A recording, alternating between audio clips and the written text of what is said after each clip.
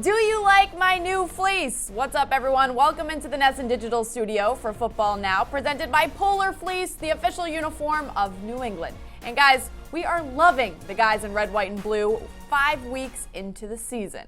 5 weeks, 5 wins. The Pats have been on a roll, undefeated so far, leading the way after crushing the Redskins 33-7.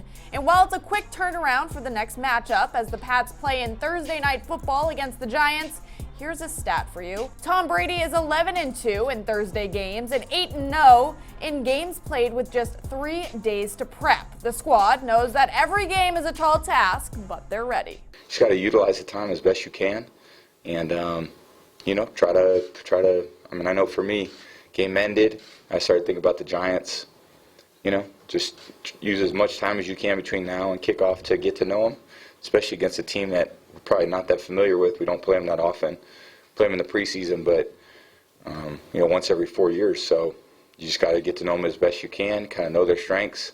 And here's a look at the injury report. On Tuesday, only Philip Dorsett wasn't practicing, while Shalik Calhoun was limited. As you can see, Rex Burkhead, Patrick Chung, Nate Ebner, Julian Edelman, and Josh Gordon were all listed as limited. Ebner, Chung, and Burkhead were all inactive last week versus Washington. And the injury bug is sort of hitting Pats receivers, and some Pats fans keep dreams that Rob Gronkowski will fly in like Superman and save the day. Well, those hopes continue to be dampened with the announcement that Gronk just took a job to be a Fox Sports analyst. He'll be good. He'll be good. He's been pretty good at everything he's done. He'll be on the Fox pregame show this Thursday night, actually. Oh, good. Hard-hitting analysis. And the Pats' tight end situation got even thinner with the surprise that came on Monday when the Patriots announced they were releasing Ben Watson just a week after he finished his 4-game suspension.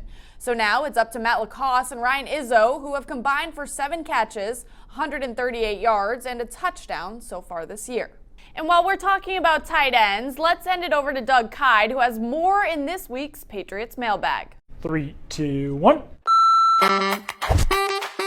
Question here comes from Neil Jocelyn, who asks, how did it come to this at tight end? Sorry, Neil, and sorry, Justin. So Neil, how did it come to this at tight end? Patriots just didn't draft anyone. The only player they've drafted that position in recent years is Ryan Izzo. They used a 7th-round pick, a very late 7th-round pick, by taking Ryan Izzo. They should have known that Rob Gronkowski was going to retire. He's been hinting about it for years, but they just didn't do anything. And there's been some good tight ends who have come out in the draft in the last few years the Patriots probably should have taken. Instead, they were filling up that group with veteran players like Martellus Bennett and Dwayne Allen. So, I mean, there's definitely you can doubt some of the decisions that they've made at that position over the last few years. Like I said, when you've seen some of the other young, talented tight ends come into the NFL, but this is where they're at right now, so maybe they could still add to that position through a trade before the trade deadline. But while the offense is a bit banged up and there's some uncertainty at the tight end position, the defense has been unstoppable. The Pats ranked number 1 in many key defensive categories: yards allowed per play, sacks, QB hits, points allowed, takeaways, interceptions, and they've still not allowed a passing touchdown. That's wild. And it's been so good that Dante Hightower called the Patriots linebackers the Boogeymen. I think it's pretty clever, man. Big, scary guys, right? So. And social media absolutely went off. People loved it. And Kyle Van Noy even came up with a social media contest for it. But safety Devin McCourty had other thoughts on the nickname.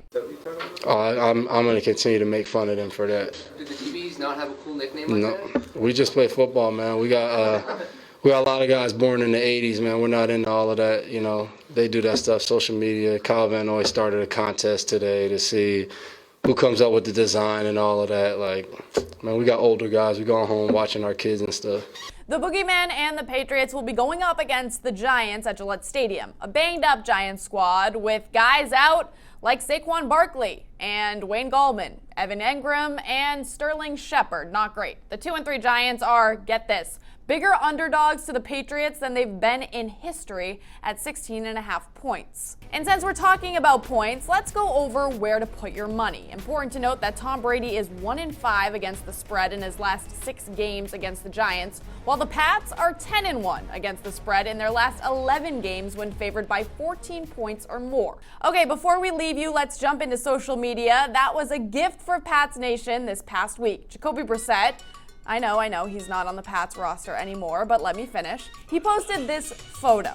A simple photo of the Colts signal caller with a simple caption, Week 5, enter Tom Brady. Number 12 took it upon himself to post, love those pants. Did they have any in your size? Along with 2 hearts. I personally love when Brady sends jabs on Instagram.